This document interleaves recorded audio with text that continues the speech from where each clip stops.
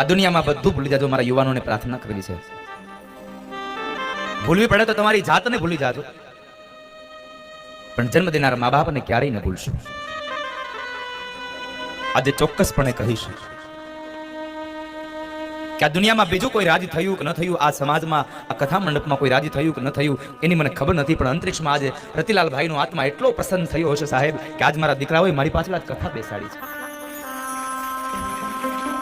આજ મારી પાછળ કથા બેહાડી છે. મારા દીકરાઓએ આજ મને મોક્ષ માટે કેવડું મોટું આ મારા પાછળ કામ કર્યું.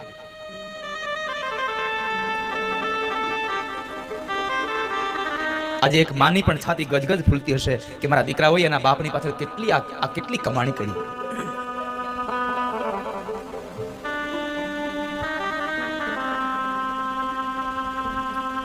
સરસ મજાનો પ્રવેશ દ્વાર બનાવ્યો એની સ્મૃતિમાં. પૈસો તો ઘણો હોય સાહેબ, પણ પૈસાને વાપરતા આવડે ને ત્યારે યોગ્ય સમયે જાય સાહેબ. એ પૈસો યોગ્ય ફળ આપે. જ્યારે કારણ કે તમે કોઈ દીકરાને પૂછજો જ્યારે એના બાપની છત્રછાયા ગુમાવી હોય, બાપની છત્રછાયા જ્યારે ગુમાવી હોય ને ત્યારે દીકરાને પૂછજો કે શું બાપ હોય છે. બાપ શું? એ બાપ વગરના દીકરાને પૂછશો તો ખબર પડશે કે બાપની શું કિંમત હોય. તમે તડકામાં બેઠા હોય અને માથે છત્રીનો છાંયો હોય, પણ થોડીક વાર માટે છત્રીનો છાંયો લઈ લો ને ત્યારે સમજાય આ છત્રીનો છાંયો શું છે. એમ જ્યારે આ જીવનમાં બાપ વયો જાય ને ત્યારે સમજાય કે બાપની શું કિંમત હોય સાહેબ.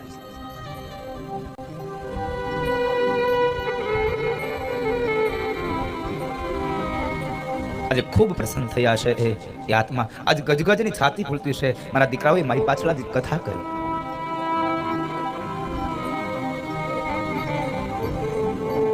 નહીં તો વેકેશન પડે ને પૈસા હોય ને એટલે એને ઠંડા પ્રદેશોમાં માણસ ફરવા વયો જાય. હે પણ આને ફરવા ન ગયા, બધાને અહીંયા લઈ આવ્યા સાહેબ. શરીરને શીતળતા આપે ને એવું કામ ન કર્યું, પણ એને તો કામ કર્યું અંતરને શીતળતા આપે, હૃદયને શીતળતા મળે ને એવી આ કથા બેહાડી સાહેબ. એણે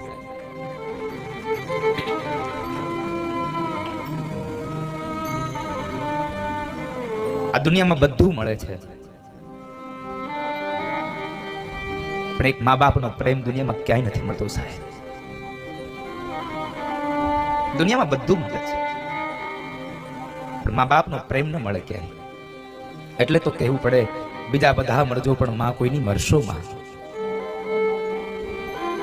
કોઈની માં ન મરશો. દુનિયાની તમામ સંપદા લઈને નીકળી જાઓ, બધું મળે, પણ મા બાપનો પ્રેમ ન મળે સાહેબ. યુવાન મિત્રોને પણ મારી પ્રાર્થના છે સાહેબ, 3 વર્ષથી આવનારી પત્નીના મોહમાં પડી અને 25 વર્ષના મા બાપનો પ્રેમ ક્યારેય જિંદગીમાં ભૂલી જતા નહીં. તમે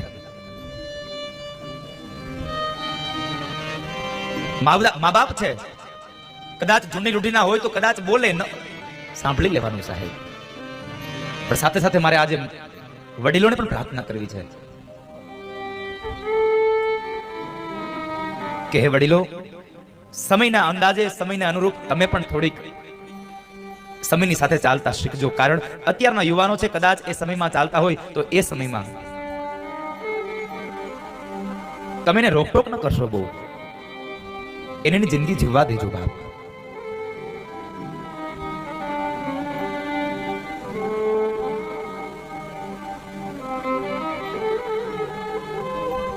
બધું મળે સાહેબ, પણ જિંદગીમાં ગયેલો મા બાપનો પ્રેમ ક્યારેય ન મળે. પણ એક જ વસ્તુ યાદ રહે, એના સદગુણો. જાનાર તો જતા રહ્યા, સદગુણ એના સાંભળે સાહેબ. 2 કામ હારા થઈ ગયા હોય ને આપણા હાથથી, આખી દુનિયા આપણને યાદ કરતી રહે કે આણે કેટલા સરસ કામો કર્યા છે.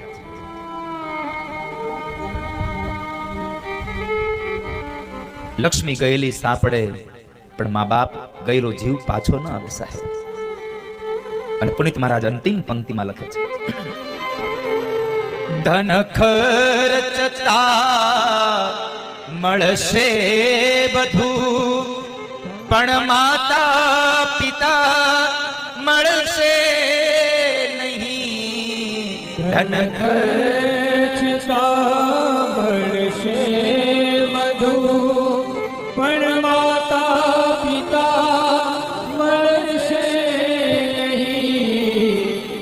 માતા પિતા મળશે. પલ પલ પુનીત ચરણની તમે ચાહના ભૂલશો નહીં.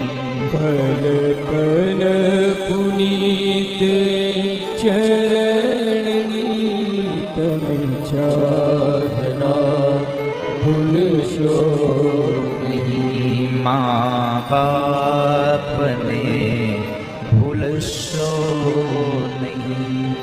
મા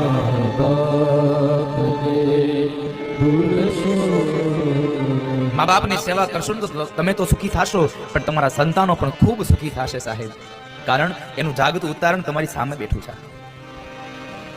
મેં હજી મારા મા બાપની કઈ સેવા નહીં કરી હોય, પણ મારા મા બાપે એના મા બાપની સેવા કરી છે ને, એટલે એનું જે પુણ્ય ફળ છે ને સાહેબ, હું બેઠો બેઠો ખાઉં છું. કારણ એને વાવ્યું અને ઉગ્યું છે ને, હવે હું બેઠો બેઠો લણી રહ્યો છું. માટે મા બાપની સેવા કરજો. સ્મશાનમાં જ્યારે આપણા ગામડાની અંદર કોઈ અથવા શહેરમાં કોઈ મૃત્યુ પામે, એટલે આપણે એમને એના શબને બાળવા માટે જઈએ. શબને બાળવા જઈએ એટલે પરિવારના સભ્યો એ શબને બાળવાની તૈયારીઓ કરતા હોય, અને ગામના જે સાથે આવેલા વ્યક્તિઓ છે એ બધા પોતપોતાના ગ્રુપમાં બેઠા હોય. સ્મશાનમાં એ ગ્રુપમાં બેહો, સિંગલ ન બેહે. ન્યાય 2-5 ના ગ્રુપમાં બેસે. અંદર અંદર વાતો કરતા હોય બધા. શું કહેતા હોય? બિચારાએ કેટલી મહેનત કરીને બધું ભેગું કર્યું, માંડ કરીને ભેગું કરી રહ્યો, અને જ્યાં વાપરવાનો સમય આવ્યો ને ત્યાં બિચારો એ જ વયો ગયો. હવે આ છોકરા કોણ જાણે ક્યાં વાપરે. ભાઈ આમાં આવું જ હોય છે, ભેગું કરી લઈને ત્યાં આપણે વયું જવાનું, પછી આપણા છોકરાઓ ક્યાં વાપરે કોને ખબર. આના કરતા ઘોડ્યું આ બધું, અને આપણે એને ભગવાનનું ભજન ન કરી, છોકરાઓને જે કમાવું હોય તે કમાય. બધું હવે છોકરાઓને સોંપી દેવું છે. આવો વિચાર કર્યો સ્મશાનમાં. આપણને એમ થાય કે હવે આને વૈરાગ્ય લાગી જશે. હવે આ ઘરે જઈને ઘર મૂકી દે, હવે આ બધી જવાબદારીઓના દીકરાને આપી દે, હવે આ મૂકી દે, આ ભગવાનનું ભજન જ કરશે, બીજું કઈ નહીં કરે. આવું આપણને થઈ જાય. પણ જેવો સ્મશાનમાંથી ઘરે જવા માટે નીકળે અને ગામના પાદરની અંદર ડંકી નીચે નાઈ લે, એટલે બધો વૈરાગ્ય નંજન ધોવાઈ જાય. હતો એવો ને એવો ધોયેલ મૂળા જેવો પાછો ઘરે. આ સ્મશાન વૈરાગ્ય છે. વૈરાગ્ય લાગે પણ ઘડી બે ઘડી.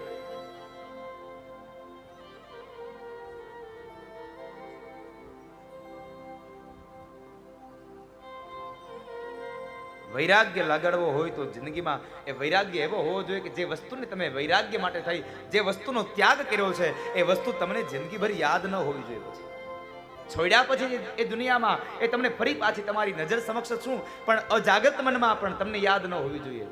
તો એ વસ્તુને છોડી કહેવાય, તો તમને વૈરાગ્ય લાગ્યો કહેવાય. પણ મોટી ઉપાધિ એ છે આપણને, આપણે છોડી તો દઈ પણ ભૂલી નથી શકતા. આપણાથી ભૂલાતું નથી કઈ. એની એક સત્ય વાસ્તવિક ઘટના તમને કહું. આ બધાએ નામ સાંભળ્યું છે, 92 લાખ માળવાનો ધણી રાજા ભરતુહરી. રાજા ભરતુહરીએ શું વૈરાગ્ય લાગી ગયો, ઘરનો તમામ વસ્તુનો ત્યાગ કરી અને સ્મશાનમાં જઈને રહે છે. સ્મશાનમાં જઈને રહે,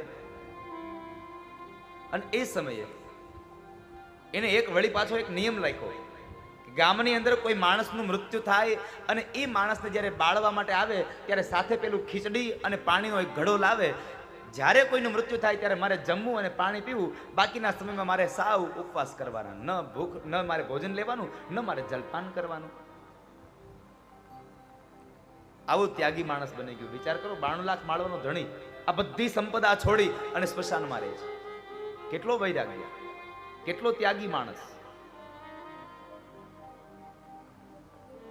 આપણાથી આપણા ખેંચામાં રહેલી બોલ પેન કોઈ નથી દેવાતી. આપણી પાસે કોઈ પેન માગે ને તો આપણે ઢાંકણું આપણી પાસે રાખીએ, ખાલી પેન આપીએ.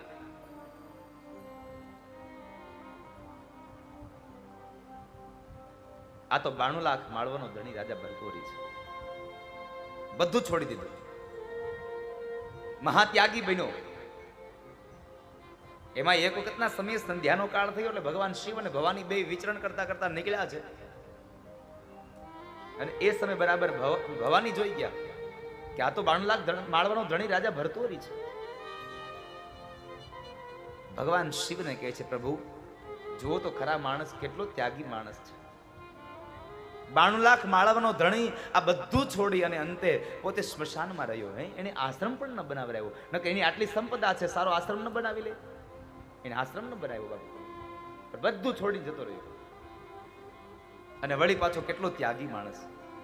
પ્રભુ એક કામ કરો ને, આ માણસને ત્યાગનું પ્રમાણપત્ર આપી દો. મોટો ત્યાગી છે, આવું પ્રમાણપત્ર આપી દો. ભગવાન શિવ કહે છે, ભવાની ત્યાગના પ્રમાણપત્ર આપવામાં કોઈ દી ઉતાવળ ન કરવી. ત્યાગનું પ્રમાણપત્ર આપવામાં ઉતાવળ ન થાય. અરે પણ શું ઉતાવળ ન થાય? કેટલો ત્યાગી માણસ છે.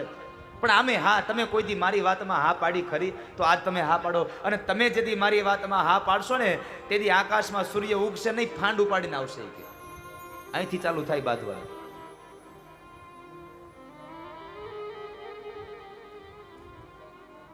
ભગવાન શિવ કહે છે, ભવાની જરા નિરાત રાખો.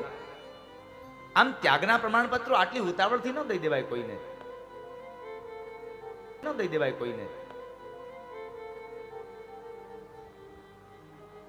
પણ પ્રભુ શું ઉતાવળ? હવે આ 92 લાખ માળાનો ધણી આટલું બધું છોડીને આવ્યો છે, સ્મશાનમાં રહે છે. હવે આનાથી વિશેષ ત્યાગી માણસ કોણ હોય? થોડા દિવસ રાહ જો. 2-3 મહિનાનો સમય ગયો, ગામમાં કોઈનું મૃત્યુ નહોતું થયું. 2-3 મહિનાના ઉપવાસ લાગ્યા છે. એમાં બરાબર ગામની અંદર એક વયોવૃદ્ધ માણસનું મૃત્યુ થયું. એટલે ડાઘુઓ એને શબને બાળવા માટે આવ્યા છે. શબ બાળીને જતા રહ્યા. આ બાજુ રાજા ભરતુહરીએ પેલી ખીચડીનું પાત્ર છે એટલે ખીચડી પકાવી અને તૈયાર કરીને જ્યાં જમવા બેસે છે ત્યાં જ ભગવાન શિવ અને ભવાની એક ભિક્ષુકના રૂપમાં આવ્યા. અને ભગવાન શિવે કીધું, ભાઈ બહુ ભૂખ લાગી છે, ભોજન મળશે? એક હાથમાં પાત્ર હતું અને એક હાથમાં ખીચડીનો એક કવન હતો. એક કોળિયો હાથમાં લીધો હતો, પેલો કોળિયો. એ પેલો કોળિયો ફરી પાછો પાત્રમાં મૂક્યો અને પાત્ર ભગવાન શિવના હાથમાં આપીને કહે છે, લ્યો ભાઈ, આ તમે જમી લ્યો, હું આજ જલપાન કરી લઈશ, હું બીજી વખત ક્યારેક જમી લઈશ. ભગવાન શિવને ખીચડી આપી દીધી. એટલે ભવાનીએ સીધી જ કોણી મારી, હવે તો ત્યાગનું પ્રમાણપત્ર આપી દો. ભગવાન શિવ કહે છે, ભવાની ઉતાવળ ન કરાય. અરે પણ પ્રભુ તમે વિચાર તો કરો, આ કેટલું માણસ આ એની સંપદાને છોડીને આવ્યો, સ્મશાનમાં રહે છે, આટલા દિવસનો ભૂખ્યો માણસ, તમે ખીચડી માગી અને ખીચડી આપી દીધી અને છતાં તમે એમ કહો છો ઉતાવળ ન હોય? ના ભવાની, ત્યાગના પ્રમાણપત્રમાં કોઈ ઉતાવળ નહીં. ભગવાન ખીચડી આરોગી ગયા અને બરાબર રાજા ભરતુહરી પાણી પીવા જાય છે. ત્યાં ભગવાન કહે છે, હે ભાઈ, તમે આ ખીચડી એમને જમાડ્યા તો તમે હવે જલપાન નહીં કરાવો? હાથમાં રહેલો પાણીનો ઘડો ભગવાનના હાથમાં આપી દો. લ્યો ભાઈ, આ તમે આપી લ્યો. હવે જ્યારે બીજી વખત કોઈ મૃત્યુ થશે ત્યારે હું જલપાન કરી લઈશ, ત્યારે હું ખીચડી ખાઈ લઈશ, ત્યારે હું ભોજન કરી લઈશ. ભગવાને પાણી પીધું. પાણી પીધા બાદ ભગવાને હાથ ધોવાની અંદર ચાય કરીને પેલું પાણી ઢોળી નાખ્યું. બધું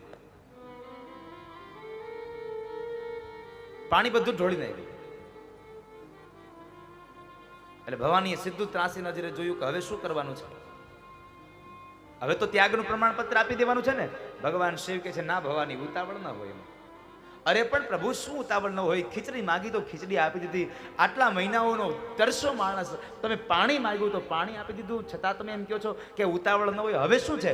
ભગવાન કહે છે, છેલ્લી વાર, થોડીક વાર રાહ જુઓ. ભગવાન શિવે કહ્યું, ભાઈ, ધન્ય છે તમારા ત્યાગને,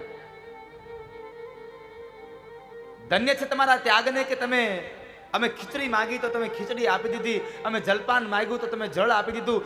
ધન્ય છે તમારા ત્યાગને, ધન્ય છે તમારા ત્યાગને. આ ત્યાગને 2-5 વખત બિરદાવ્યો ને એટલે રાજા ભરતુહરી બોલ્યા કે ભાઈ, આ ખીચડી ને પાણી તો શું વિષાદ છે? હું તો 92 લાખ માળવાનો ધણી છું. જો 92 લાખ માળવો મૂકીને વહી આવ્યો હોય તો આ ખીચડી તો મૂકી જ દઉં ને. ભગવાન શિવે કીધું, ભવાની જુઓ, આ બીમારી છે, મૂકીને આવ્યો છે, ભૂલ્યો નથી. આ હું 92 લાખ માળવાનો ધણી. અને ત્યાગ ન કહેવાય. ત્યાગ કરવો તો એવો કરવો કે અજાગ્રત મનમાં પણ કોઈ દિવસ એનો વિચાર ન આવે, એ સાચો ત્યાગ છે. એને સાચો ત્યાગ કયો છે દુનિયામાં. એકવાર એક યુવાન છોકરી કોલેજમાં અભ્યાસ કરે દીકરી, અને રાત્રિના સમયે એની બહેનપણીનો એક જન્મદિવસ હતો, એટલે એ ઉજવણી માટે એમની બહેનપણીને ત્યાં ગઈ. વિદેશની ધરતીનો આ પ્રસંગ છે, અને એ છોકરીનું નામ છે ડાયના.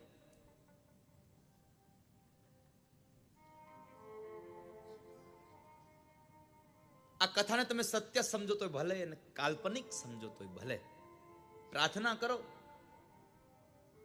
અને એ પ્રાર્થના તમારી જો શુદ્ધ ભાવથી હોય તો ભગવાન કેટલા ઉપયોગી બને છે એની કથા.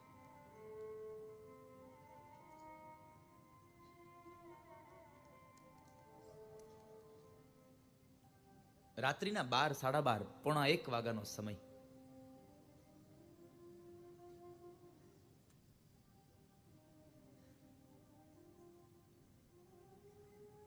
અને બરાબર દીકરી પેની બેનપણીને ઘરેથી નીકળે છે, આમ પોતાના રસ્તે જાય છે. સુમસામ એકદમ વાતાવરણ છે, ઘોર અંધારું છે, અને એમાં એક બરાબર સુનસાન રસ્તો આવ્યો કે 1.5 કિલોમીટર સુધી હાલી, અને પછી જ્યાં રસ્તો આવે છે, ન આમ 1 કિલોમીટર ગામ દેખાય, ન આ બાજુ 1 કિલોમીટર ગામ દેખાય, એક પણ બાજુ ગામ દેખાતું નથી, એક પણ બાજુ કોઈ વ્યક્તિ નથી દેખાતો. અને એવા જ્યારે એકદમ સુમસામ રસ્તામાં જ્યારે પ્રવેશ થયો, એટલે પેલી દીકરીને ડર લાગે છે કે હું યુવાન છું, મારી લાજ ન લૂંટાઈ જાય, મારું જીવવાનું મુશ્કેલ ન બની જાય, કોઈ મને હેરાન ન કરી જાય. જ્યારે એવો ડર લાગતો હતો ને બરાબર એમ ચાલી આવતી હતી, અને એવા સમયે બરાબર એક કાળો પુરુષ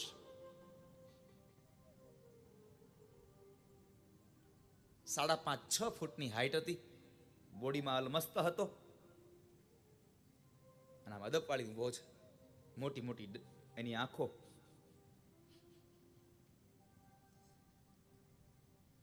અને પેલી આમ યુવતી ચાલી આવે છે, પેલી સ્ત્રી ચાલી આવે છે.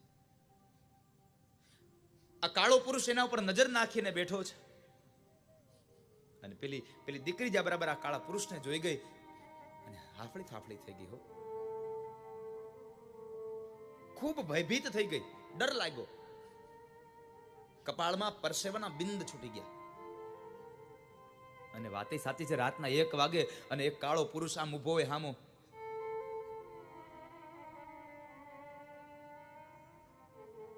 પેલી છોકરી ડાયના મનમાં એમ વિચારે છે કે આવડો મને પકડે નહીં તો સારું, મને પકડે નહીં તો સારું, અને આમ ચાલી આવે. હવે અને કહેવાય છે ને કે બી કોઈને ભૂત થાય જ, બી કોઈને આવે. હવે અને કહેવાય છે ને કે બી કોઈને ભૂત થાય જ, બી કોઈને ભૂત થાય. ઘણાને આમ તમે જુઓ ને તો કારણ વગરની ઓલી પગની ઝાંઝરીઓ સંભળાવવા માંડે. બોલો, હા લે તો એકલા હુવે એટલે ઝાંઝરીઓ સંભળાય જ એને, નો હોય ત્યાંથી આવે.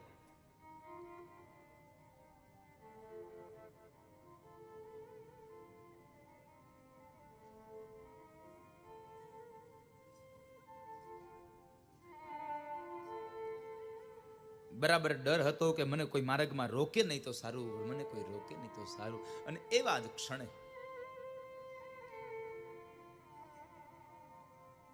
પેલો કાળા પુરુષને જોયું ને એ યુવાન દીકરી ભયભીત બની ગઈ. મને આ કઈ કરે નહીં તો સારું, મને કઈ કરે નહીં તો સારું.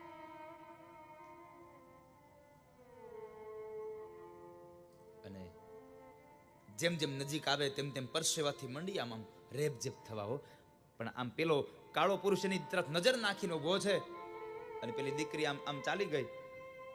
કાળો પુરુષ એમને ઉભો રહ્યો, એક ટસે જોવે છે, અને ઓલી દીકરી તો ડરની મારી આમ થોડીક દૂર ગઈ, પછી ભાગવા જ માંડી, દોડવા માંડી. ઘરે આવી અને એકદમ સીધું પેલા પોતાના મોઢાને ધોવે છે, પોતે હાથ પગ મોઢું ધોઈ અને એમ શાંત થઈ પોતાનો શ્વાસ નીચે મૂક્યો. હાશ, મારી ઇજ્જત બચી ગઈ, મારી લાજ રહી ગઈ. પણ કહેવાય છે કે જ્યારે એ દીકરી એની પાસેથી પસાર થઈ ને ત્યારે 2 હાથથી આમ હાથ જોડી અને ભગવાનને પ્રાર્થના કરે છે, ભગવાન મને બચાવજો, મને બચાવજો, મને બચાવજો. પેલો યુવાન એક ટસે એની નજર સામે જોતો તો પણ એને પકડી નહીં, એની સામે એક પણ ડગલું આગળ ન ચાલ્યો.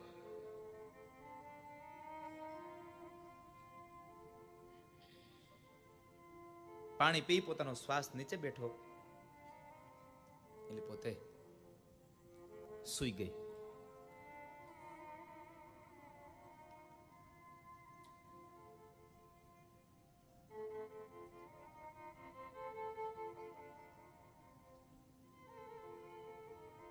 પોતે જ્યારે સૂઈ જાય છે,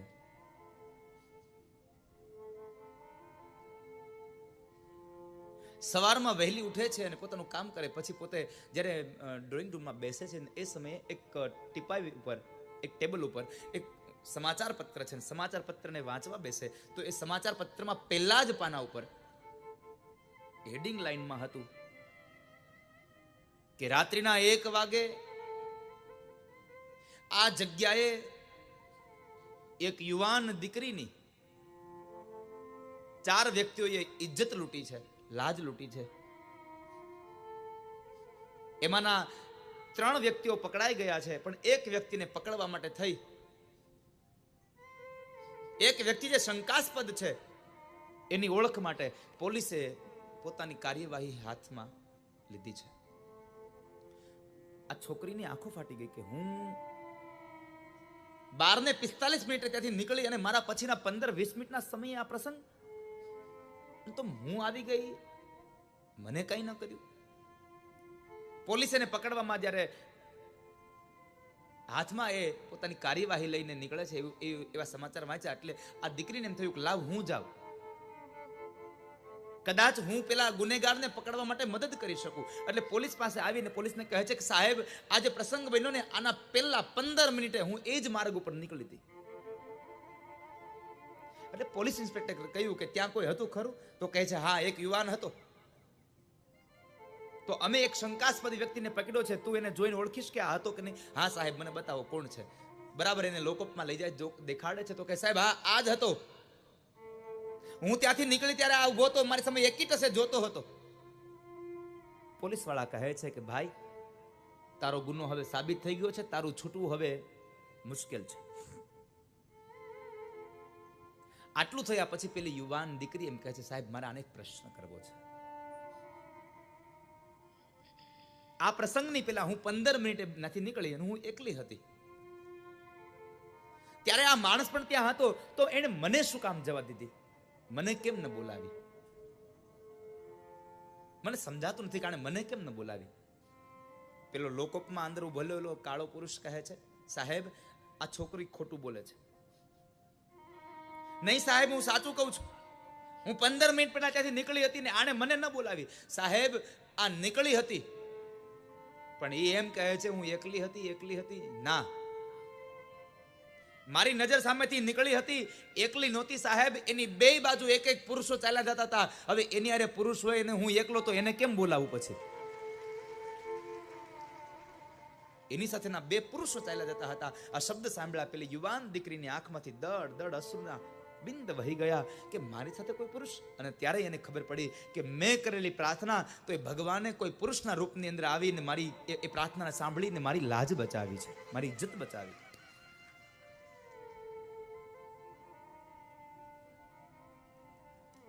પ્રાર્થના જો સાચા દિલથી થતી હોય તો ભગવાન ચોક્કસ સાંભળે છે, ઈશ્વર ચોક્કસ સાંભળે છે. ભગવાન શિવે પ્રાર્થના કરીને ભગવાન કૃષ્ણએ સાંભળી, રડવા માંડ્યા. એટલે માં યશોદાએ એમના ઉપરથી એમને શાંત કરવાના ઘણા પ્રયત્નો કર્યા પણ ભગવાન શાંત ન થયા. તો કહે છે કે માએ એના ઉપરથી રાય અને મરચું ઉતારીને નાખ્યા અગ્નિમાં, છતાં પણ ભગવાન રડવાનું બંધ ન કરે. પાણીનો એક કળશ ભર્યો, માથા ઉપરથી ઉતાર્યો, ચોકમાં રેડે આવ્યા, છતાં પણ ભગવાન શાંત ન થયા. એટલે પછી એમ કહેવાય છે કે ભારે નજર લાગી હતી એટલે બાબા શિવ પાસે એની નજર ઉતારવાના પ્રયત્નોથી એને લઈને આવે છે. અને ભગવાન શિવને જ્યાં કૃષ્ણ જોવે અને કૃષ્ણને જ્યાં શિવ જોવે તો કૃષ્ણએ રડવાનું બંધ કર્યું અને ભગવાન શિવે રડવાનું ચાલુ કર્યું છે. આ એકમાત્ર પ્રાર્થના કોની? તો કહે છે ભગવાન શિવની. શ્રી કૃષ્ણ શરણમ મમ, શ્રી કૃષ્ણ શરણમ મમ, શ્રી કૃષ્ણ શરણમ મમ, શ્રી કૃષ્ણ શ્રી કૃષ્ણ શરણમ મમ, શ્રી કૃષ્ણ શરણમ મમ નો નાદ અને ભગવાન કૃષ્ણના દર્શન થયા. એ કથા સુખદેવજી મહારાજ રાજા પરીક્ષિતને બતાવે અને કહેવાય છે કે જ્યારે ભગવાનના દર્શન કર્યા, ભગવાનને રમાડી લીધા, પછી ભગવાનને મા યશોદાના હાથમાં આપી અને કહે છે, માં અહીં જ ઊભા રહેજો, મારે મારા ઠાકુરની પરિક્રમા કરવી છે, મારા ભગવાનની મારે પરિક્રમા કરવી છે. ભગવાને પંચ પરિક્રમા કરી છે અને કવિ સુરશ્યામ લખે છે પંક્તિ. તો જંગલમાં ગયો એટલે જંગલમાં પોતે આત્મહત્યાના વિચારથી જાય છે.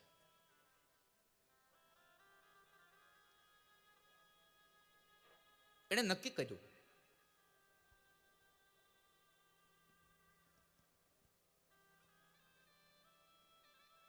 કે દીકરા વગરનું જીવન જીવવું એમના કરતા તો મરી જવું સારું. આત્મહત્યાના વિચારથી તે જંગલમાં ગયો અને આત્મહત્યા કરવા જાય છે. એક સાધુ પુરુષે એમનો હાથ પકડીને કહે છે કે એ ભાઈ, શું કરો છો? ભગવાને આપેલો મનુષ્ય અવતાર તમે આમનમ વ્યર્થ વેડફી નાખશો, વ્યર્થ કાઢી નાખશો? અરે ભાઈ, તમને ખબર છે આત્મહત્યા સમાન આ દુનિયામાં કોઈ પાપ નથી.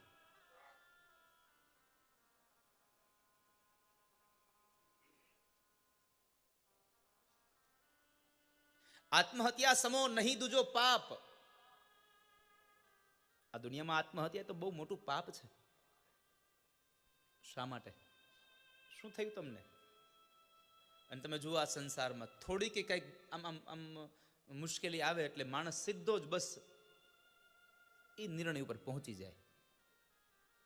તમે એમ માનો છો કે તમારા એ નિર્ણયથી તમે છૂટી જશો? હા, કદાચ તમે માનો કે તમે છૂટી જાઓ છો, પણ તમે વિચાર કર્યો કે તમારી પાછળની પેઢીનું શું થશે? તમારા પરિવારનું શું થશે? તમારી એકમાત્ર ભૂલ તમારા પરિવારને આખી જિંદગીભર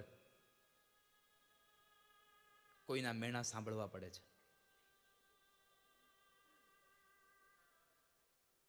જિંદગીમાં કોઈ દિવસ સાહેબ દુઃખ આવે ને તો એની સામે એને દૂર કરવાના પ્રયત્નો કરો. મરી જવું એ દુઃખમાંથી છૂટી જવાનો ઉપાય નથી.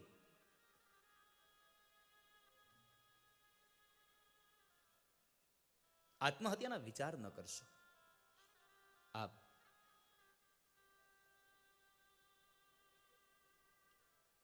આત્મહત્યા મહાન પાપ છે. એવું કયું દુઃખ આવ્યું ભાઈ કે તારે મરવું પડે છે?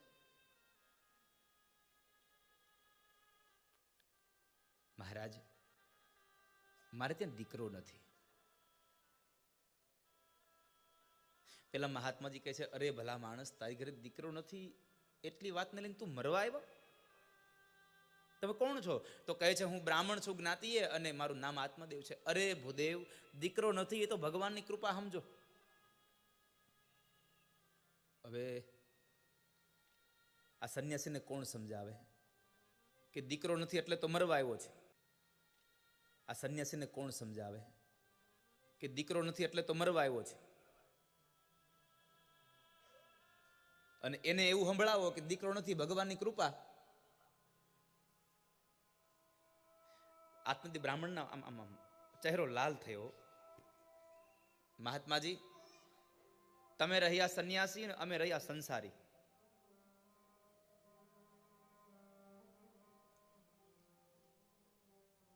એટલે દીકરો શું છે એ તમને ન ખબર હોય. તમને ખબર છે પુત્ર ન હોય તો પૂમ નામના નરકમાંથી તારે કોણ? કોણ તારે?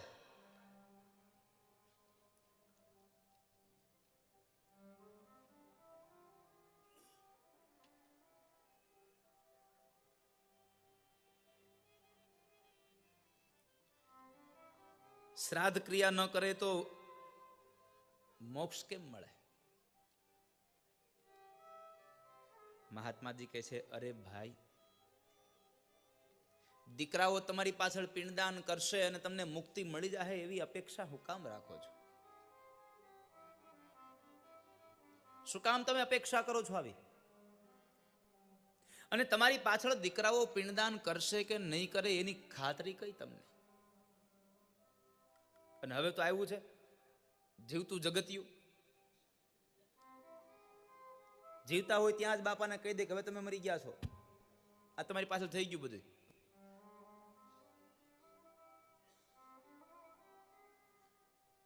આ બાજુ જ રિવાજ છે કે નહીં મને ખબર નથી હજી.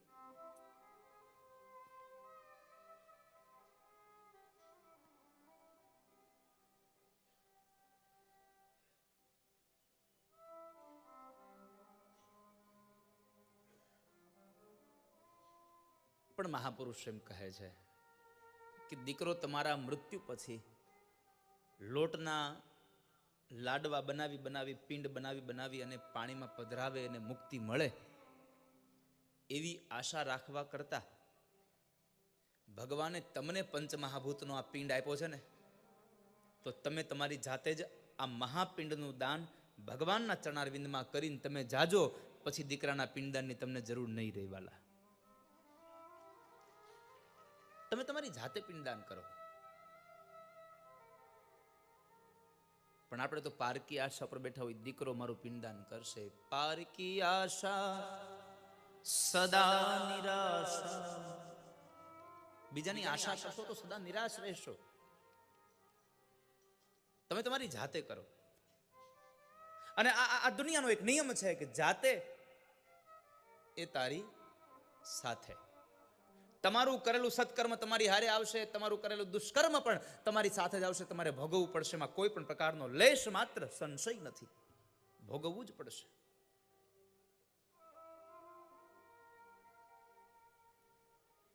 એની તૈયારી રાખજો.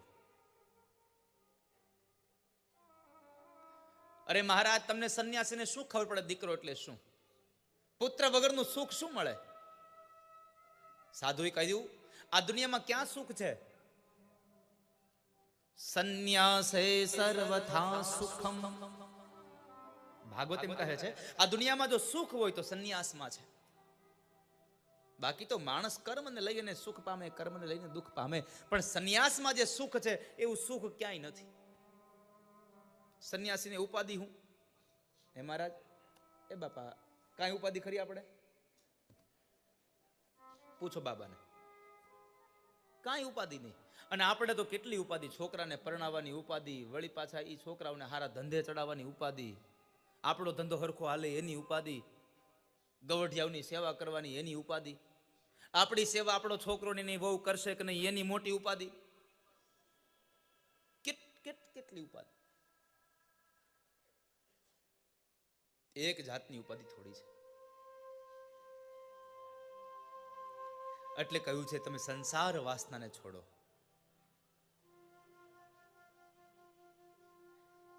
મુંચા જ્ઞાનમ પ્રજારૂપમ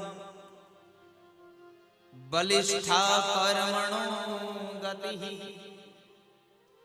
વિવેકમ તુ સમાસાદ્ય ત્યજ સંસાર વાસન. તો સંસારના વાસનાને છોડ. સંન્યાસે સર્વથા સુખમ. આ સાધુને કોઈ જાતની ચિંતા ન હોય સાહેબ. સંન્યાસીમાં ગયા પછી ચિંતા ન હોય.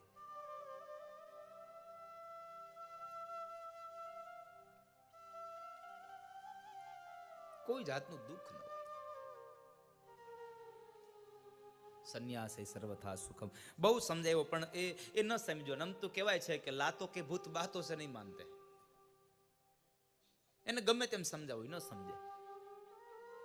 બહુ સમજાયો, ન સમજો. અને અંતે આત્મદેવ કહે છે, કાં તો મને સંતાન આપી શકતા હો તો સંતાન આપો, ને કાં મને મરવા દો. સાધુ મહાત્માજી કહ્યું, ફળ તોડ્યું ને આપ્યું, લે તારી પત્નીને ખવડાવજે. આત્મદેવે પોતાને ફળ મળ્યું, ઘરે આવી પોતાની પત્નીના હાથમાં ફળ આપીને કહ્યું કે લે આ ફળ તારે. ફળ મળ્યું, ઘરે આવી પોતાની પત્નીના હાથમાં ફળ આપીને કહ્યું કે લે આ ફળ તારે ખાવાનું છે ને આ ફળ ખાવાથી આપણે ત્યાં સંતાન થશે. આવું એક મહાત્માજી કહ્યું છે. ભલે આત્મદેવ ફળ આપીને નીકળી ગયા.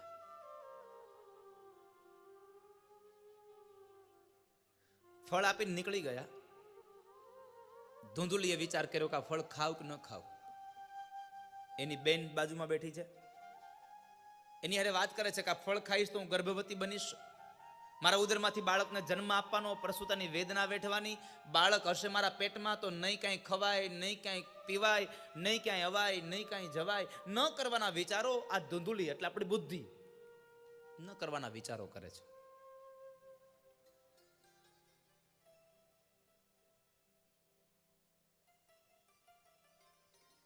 એક પછી એક વિચારો ધૂંધુલી કરતી જાય છે અને અંતે એને ફળ ખાવાનું ન નક્કી કર્યું, એ ફળ ગાયને ખવડાવી દેવાનું નક્કી કર્યું અને એની બેન સાથે એક શરત નક્કી કરી કે તારા ઉદરમાં રહેલું બાળક તું મને આપ, હું તને પૈસા આપી દઉં. આ બધી જ વાત નક્કી થઈ અને અંતે ફળ જે પ્રસાદી હતી સંતની, એ પ્રસાદી ધૂંધુલીએ ન ખાધી ને એના બદલામાં એમણે ગાયને ખવડાવી. અને આમ પણ આ દુનિયાનો નિયમ છે, આત્માને કોઈ પણ છેતરતું હોય ને તો એની બુદ્ધિ પોતે છેતરે છે. આપણા આત્માને આપણી બુદ્ધિ પોતે છેતરે છે. આત્મદેવને પોતાની પત્ની એટલે કે આ જીવને આપણી બુદ્ધિ જ છેતરી જાય છે. જીવને બિચારાનો જીવ વળગે, અહીંયા કથામાં જાઓ, કથામાં જાઓ, કથામાં જાઓ, પણ આ બુદ્ધિ શું કહે? ના, બપોરે જમવા જવાનું છે. એલા બપોરે તારું જમવાનું તો અહીંયા હોતે બનાવ્યું છે, તું અહીંયા આવીને જમી લેજે. બનાવ્યું છે ને અશોકભાઈ? આત્મદેવ બ્રાહ્મણ મહાત્માજીને કહે છે, મહાત્માજી તમે રહ્યા સંન્યાસી અને અમે રહ્યા સંસારી.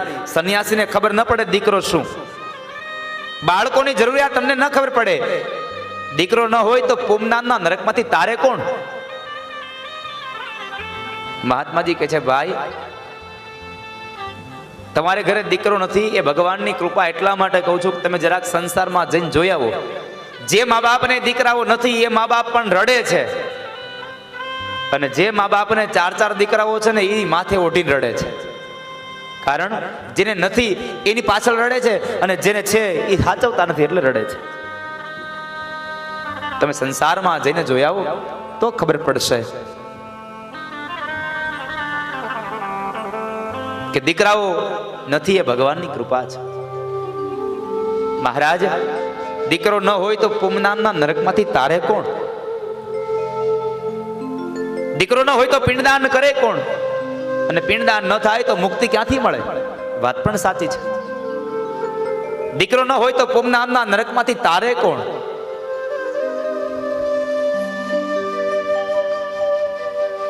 કેટલા લોકો માનો છો કે દીકરાઓ ચોખાના લોટના અને ઘઉંના લોટના પિંડ મૂકે, માછલાઓને ખવડાવે એટલે આપણને મુક્તિ મળી જાય? કેટલા લોકો માનો છો? જેટલા લોકો માનો છે હાથ ઊંચો કરો, નથી માનતા એ હાથ ઊંચો કરો. આ બધી કથામાં આમ જ થાય. 90% દહીં દૂધમાં નરવા કુંજરવા. નો હા પાડે, નો ના પાડે.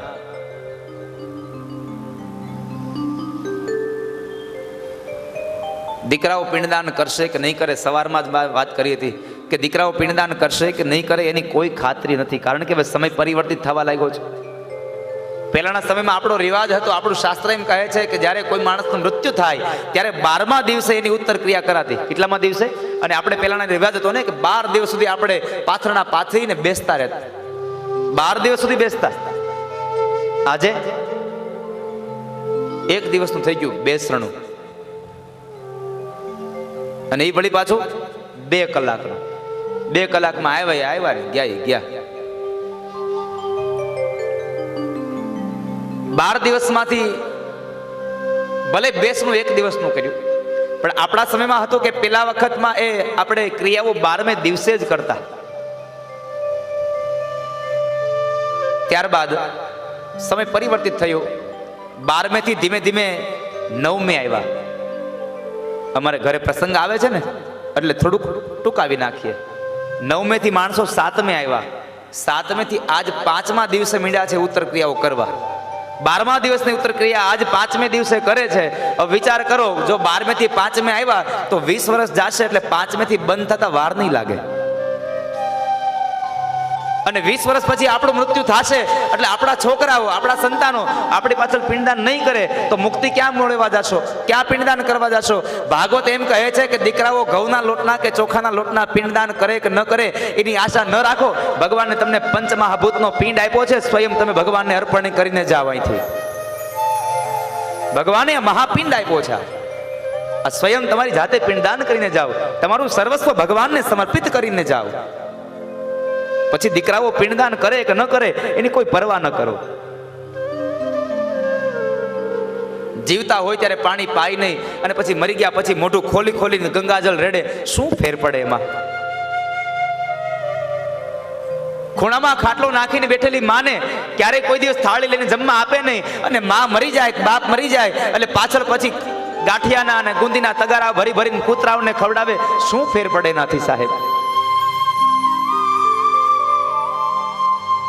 અંતે ગણતરી તો ન્યાજ થઈને આપણી. એ લોકો એવું વિચારે છે કે દાદા ગુજરી ગયા, હવે એની પાછળ કૂતરાઓને ખવડાવી એટલે અમારા દાદાને મળી જાય. ગણતરી તો કૂતરામાં જ કરી.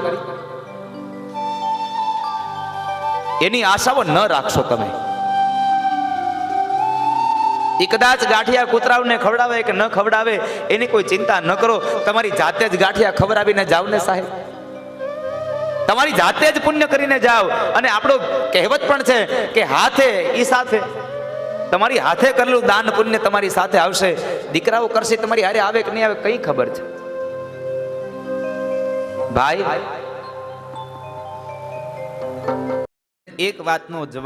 મને એક વાતનો જવાબ આપો ને.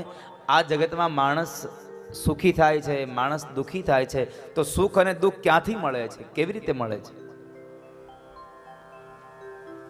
મૈત્રેય મહારાજ કહે છે, વિદુર, સુખ અને દુઃખ આ જગતમાં માણસ પોતાની જાતે જ મેળવે છે. કોઈ આપતું નથી, પોતાની જાતે મેળવે છે. કેમ? વિદુર, આ જગતમાં માણસ જેવું કર્મ કરે ને એવું ફળ મળે છે.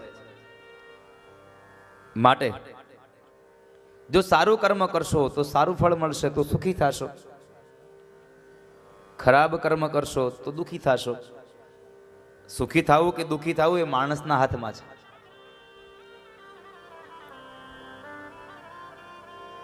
અને ભગવાને કીધું છે કે હે જીવાત્મા, તું જેવું કર્મ કરીશ એવું ફળ તને મળશે. આજ નહીં તો કાલ, કાલ નહીં તો પછીના જન્મે, પણ તને ફળ મળશે, એમાં કોઈ સંશય નથી. એટલા માટે ભગવદ્ ગીતામાં ભગવાન અર્જુનને કહે છે, કર્મણ્યેવાધિકારાસ્તે મહાફલેષુ કદાચન. ભગવદ્ ગીતામાં ભગવાન બોલ્યા છે, કર્મણ્યેવાધિકારાસ્તે મહાફલેષુ કદાચન. અર્જુન, આ જગતમાં જીવાત્મા જેવું કર્મ કરે એવું ફળ મળે છે, એમાં કોઈ સંશય નથી. ત્યારબાદ આ જગતના નિર્માણની કથા બતાવે છે. ભગવાને આ જગતનું નિર્માણ કર્યું છે. વિદુરજી મહારાજ, જ્યારે ચારે બાજુ અગાધ જળ હતું ને એ સમયે ભગવાન નારાયણને એમ થયું કે લાવને હું આ સજીવ સૃષ્ટિની રચના કરું. એટલે ભગવાન નારાયણે પોતાના નાભીમાંથી એક કમળની ઉત્પત્તિ કરી અને કમળમાંથી 4 મુખવાળા બ્રહ્માની ઉત્પત્તિ કરી છે. બ્રહ્માની ઉત્પત્તિ થઈ અને એ સમયે બ્રહ્માને આજ્ઞા કરી કે જાઓ બ્રહ્માજી, તમે સજીવ સૃષ્ટિની રચના કરો. સજીવ સૃષ્ટિની રચના કરવા માટે જ્યાં જાય છે,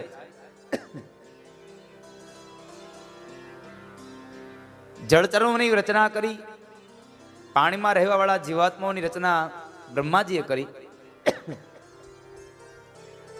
ત્યારબાદ ભૂચરોની રચના કરવી છે. ભૂ કેતા પૃથ્વી, આ ધરતી ઉપર રહેનારા જીવાત્માઓની રચના કરવી છે. પણ બ્રહ્માજી કહે છે કે પૃથ્વી તો જળમાં લીન છે, હવે એને બહાર કોણ લાવી આપે? મારી પાસે તો તાકાત નથી. એને બહાર કોણ લાવી આપશે? મારી પાસે તો તાકાત નથી. એને બહાર કોણ લાવી આપશે?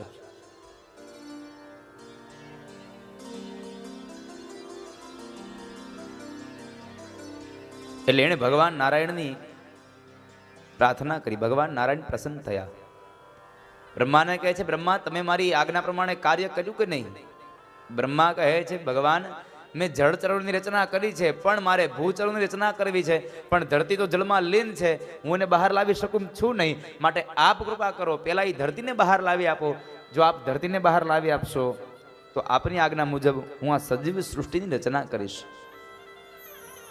અને એ સમયે પૃથ્વીને લેવા જવા માટે થઈ અને કહેવાય છે કે ભગવાને સૌ પ્રથમ વરાહ અવતાર ધારણ કર્યો. બોલીએ વરાહ નારાયણ ભગવાન કી જય. સૌ પ્રથમ ભગવાને વરાહ અવતાર ધારણ કર્યો. ભગવાન જળમાં ગયા છે.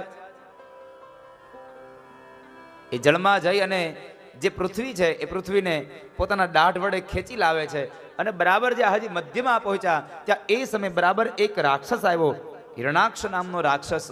અને એ આવી અને કહેવા લાગ્યો કે છોડી દો આ ધરતીને, છોડી દો, આ મારી છે, આ મારી છે.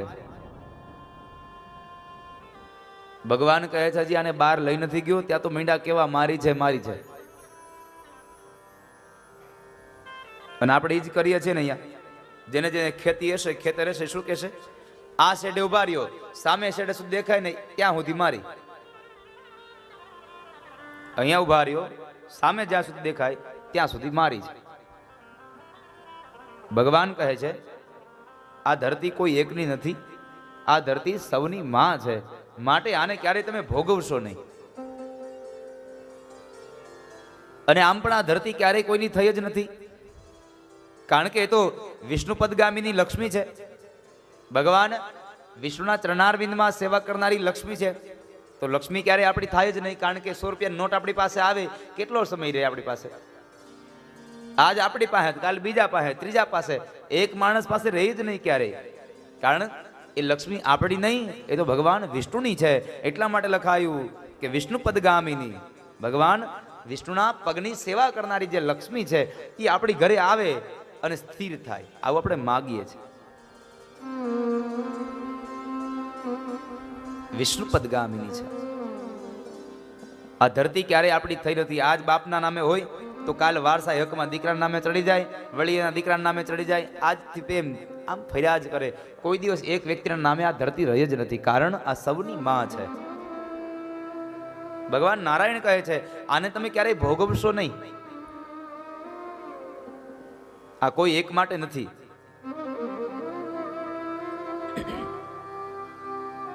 છતાં પણ જ્યારે હિરણાક્ષ ન માન્યો, મારું મારું કરે છે, આ મારી છે, મારી છે. ભગવાન એને સમજાવ્યો કે ભાઈ જે લોકો આ જગતમાં મારું છે, મારું છે કરે છે એ બધાય મરે છે. જે લોકો એમ કહે છે આ તારું છે, આ તારું છે, એ બધા તરી જાય છે. પણ આપણે અહીંયા મારામાંથી જ ઊંચા નથી આવતા.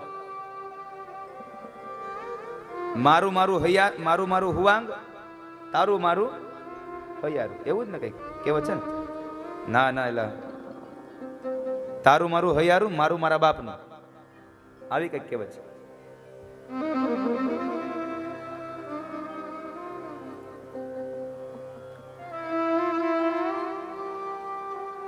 એટલે હિરણાક્ષ કહે છે કે આ ધરતી મારી છે, મારી છે.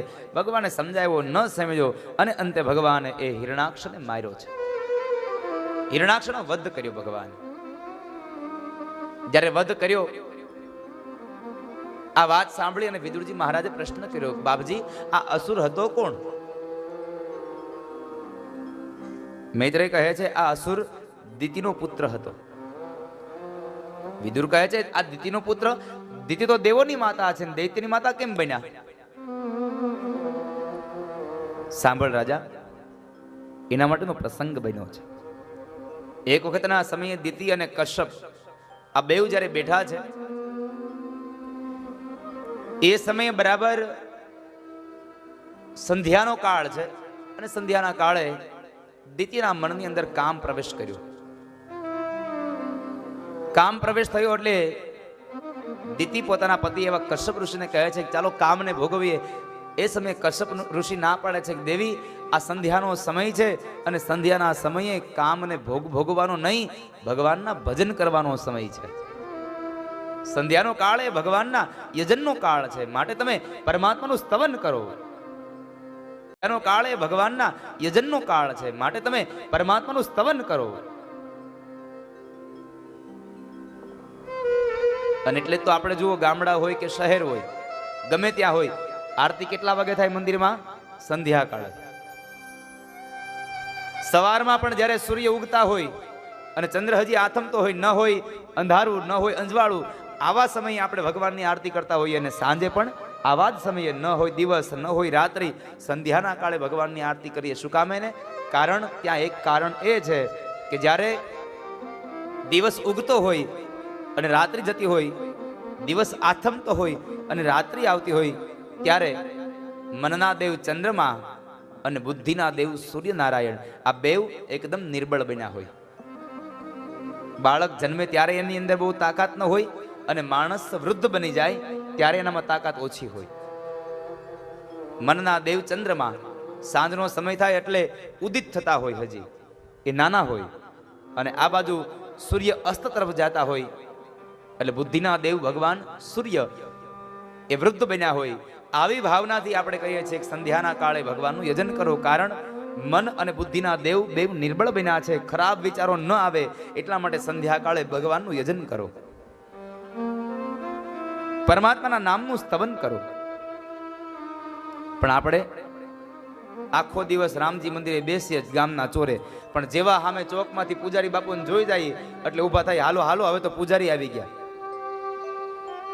સંધ્યાએ આપણે ઘરે વહી આવીએ, આખો દિવસ મંદિરે બેસીએ, સંધ્યા થાય એટલે ઘરે જતા રહીએ.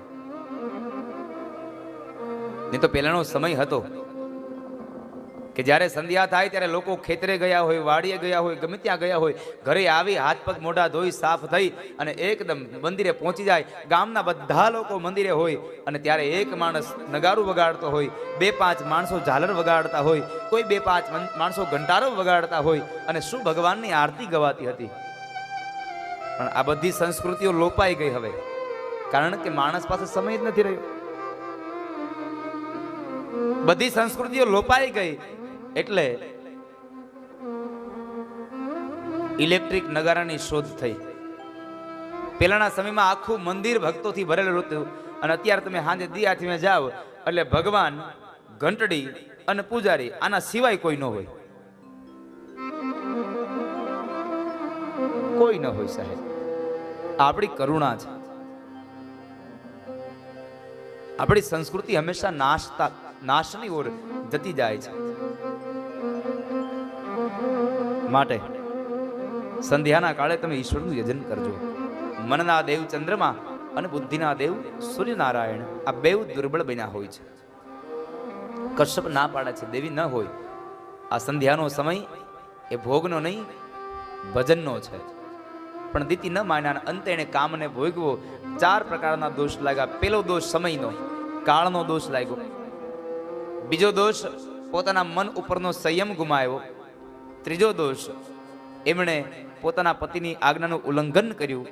અને ચોથો દોષ સંધ્યાના સમયે ભગવાન શિવ અને ભવાની આ ધરતી પર વિચરણ કરવા નીકળે છે, માટે શિવ અને ભવાનીનો પણ અપરાધ થયો. આ 4 દોષને લઈ અને કશ્યપ બોલ્યા છે કે દીદી, આજ તમે આ દોષ લીધા છે, એના માટે થઈ અને તમારા ઉદરમાંથી જે હવે બાળકો આવશે એ બાળકો અસુર યોનિના જન્મશે. દીતિ ક્ષમા માગે છે, મહારાજ મને માફ કરો, મારા બાળકો અસુર ન થાય એવી કૃપા કરો. ત્યારે કશ્યપ બોલ્યા છે, તમારા ઉદરમાંથી જન્મેલા બાળકો ભલે અસુર થશે, પણ એને ત્યાં જે દીકરો થશે એ દીકરો ભગવાનનો અનન્ય ભક્ત થશે, ભગવાનનો ભક્ત બનશે. અને એ સમયે દીતિએ 2 બાળકોને જન્મ આપ્યો, હિરણાક્ષ અને હિરણ્યકશ્યપુ. એમાં ભગવાને હિરણાક્ષને 3જા સ્કંદમાં માર્યો અને હિરણ્યકશ્યપુને આજ સાંજે 7 વાગે સંધ્યાના કાળે એને 7મા સ્કંદમાં મારશે. આજ સાંજે આપણે ભગવાન નૃસિંહનું પ્રાગટ્ય થશે. સંધ્યા કાળે પરમાત્માનું તમને પ્રાગટ્ય થશે. એ હિરણાક્ષને માર્યો. મહારાજ, આ હિરણાક્ષ અને હિરણ્યકશ્યપ કોણ હતા? મૈત્રેય ઋષિ કહે છે, સાંભળો વિદુર, આ હિરણાક્ષ અને હિરણ્યકશ્યપ બેવ ભગવાન નારાયણના દ્વારપાળો જય અને વિજય હતા. જય અને વિજય ભગવાનના દ્વારપાળો કેમ અસુર બન્યા? તો કહે છે, એક વખતના સમયે સનત કુમારો જ્યારે બરાબર ભગવાન નારાયણના દર્શન માટે વૈકુંઠમાં જાય છે અને એ સમયે ભગવાન સુધી જવા માટે જે આવેલા સનત કુમારો છે એ સનત કુમારને જય અને વિજય રોક્યા છે, એને અંદર ન જવા દીધા. એટલે સનત કુમારોએ શ્રાપ આપ્યો કે ભગવાન સુધી અમને જવા નથી દેના ને એટલે માટે થઈ અને તમે અસુર યોનિમાં જન્મ પામશો, રાક્ષસો બનશો. જાઓ. શ્રાપ આપ્યો, ભગવાન બહાર આવ્યા છે. શ્રાપની વાત ભગવાનને ખબર પડી, વાત બરાબર છે કે તમે મારા સુધી આવનારા જીવાત્માને રોક્યા, તમને શ્રાપ મળે એ વાત ઉચિત છે, પણ આમાં કંઈક ભૂલ મારી પણ હશે. એટલે સનત કુમારોને પ્રશ્ન કર્યો કે સનત કુમારો, આ બેવને મુક્તિ ક્યારે મળે? સનત કુમારો કહે છે, વેર ભાવથી ભજે તો 3 જન્મે અને દાસ્ય ભાવથી ભજે તો 7 જન્મે મુક્તિ મળે. આવી રીતની વાત થઈ. એટલે જય અને વિજય કહે છે, ભલે અમારે વેર બાંધવું પડે ભગવાન સાથે, પણ અમારે 7 જન્મ સુધી રાક્ષસ નથી થવું, અમારે 3 જન્મની અંદર છૂટી જવું છે. એટલે જય અને વિજયના 3 જન્મ થાય છે.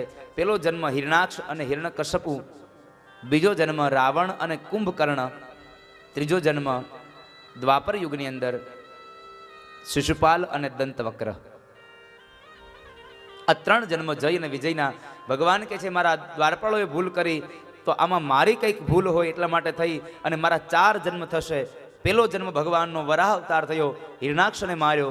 બીજો અવતાર ભગવાનનો નૃસિંહ થાય, એને હિરણ્યકશપુને મારે.